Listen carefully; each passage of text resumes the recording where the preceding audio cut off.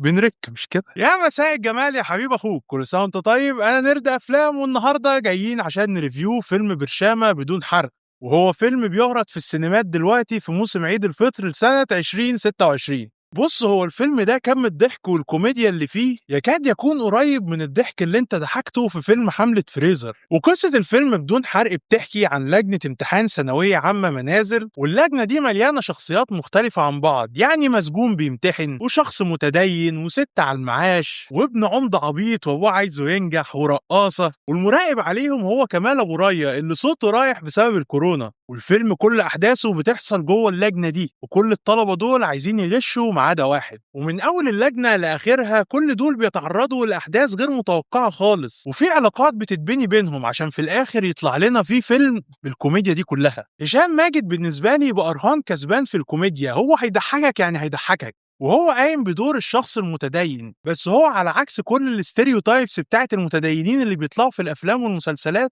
هو مش متشدد ومش مكشر دايما، لا بالعكس ده هيضحكك قوي. اما حاتم صلاح ومصطفى غريب فدول كان ليهم النصيب الاكبر من الكوميديا في الفيلم، الاتنين دول هيخلوك تضحك بصوت عالي بجد. حاتم صلاح في دور المسجون، ويعتبر هو المحرك الرئيسي لاغلب الاحداث اللي بتحصل في الفيلم، و90% من افيهات الفيلم بيكون له يد فيها. ومصطفى غريب بدور ابن العمدة الغبي، وبصراحة مفيش دور غبي ضحكني كده من ايام هاني رمزي في فيلم غبي منه فيه، بجد مصطفى غريب ولا غلطة. ويا ريت اي حد بيكتب دور شخص غبي المفروض يطلع منه كوميديا يرجع يشوف مصطفى غريب ويشوف دوره اتكتب ازاي. اقول لك على الكبيره بقى حبيب اخوك، عارفه عبد الرسول نفسها هتضحكك في الفيلم، وده طبعا غير ميشيل ميلاد اللي بقى بيتحط في اي قالب كوميدي وبرضه بيضحكك عادي. بجد الفيلم فيه توليفه من الممثلين، انا معرفش مين اللي اختارهم، بس اللي اختارهم تسلم ايده، كل اختيارات الفيلم كانت رائعه. الفيلم ده اتصور في مكانين بس يعتبر، جوه الفصل المكان اللي بيحصل فيه الامتحان وكم الاحداث الكتير ده، او بمعنى اخر جوه المدرسه يعني، والمكان التاني اللي اتصور فيه الفيلم كان بره سور المدرسه. وهنا يجي دور الاخراج اللي خالد دياب استخدم فيها كل العناصر اللي تحت ايده عشان يطلع لنا في الاخر فيلم حلو. يعني مثلا بنهايه كل شابتر الشاشه بتسود، وبعدها الكاميرا بتركز على لوحه متعلقه على حيطه الفصل، وبيكون مكتوب على اللوحه دي اي جمله، يعني مثلا جمله عن الفضيله، الجمله اللي بتكون مكتوبه على اللوحه دي ده بيكون عنوان الشابتر الجديد اللي احنا هنخش عليه في الفيلم. بيعمل كل ده من غير ما يبروز لك اللوحه. وما كانش الاخراج بس اللي ذكي، كتابه الفيلم كمان كانت ذكيه جدا، لان الفيلم كانت سرعته وايقاعه مناسبين قوي، لدرجه ان الفيلم فيه عدد كبير من الشابترز وانت ولا هتحس ان الفيلم بيكروتك في الاحداث، ولا هتحس برضه ان الفيلم بيمط في الاحداث. فالايقاع كان ماشي مسطره، وكمان تقديم الشخصيات ما كانش كليشيه، واللي هو صباح الفل يا ست رقاصه، صباح الفل يا راجل متدين. الفيلم كان بيقدم الشخصيات عن طريق كادر بيركز على حاجه معينه بيعرفك الشخصيه دي مين. فالفيلم مكتوب بطريقه بجد بجد عجبتني وكانت ذكيه، وده مؤشر حلو ان لما يكون عندنا افلام بتبقى مكتوبه بالذكاء ده زي برشامه دلوقتي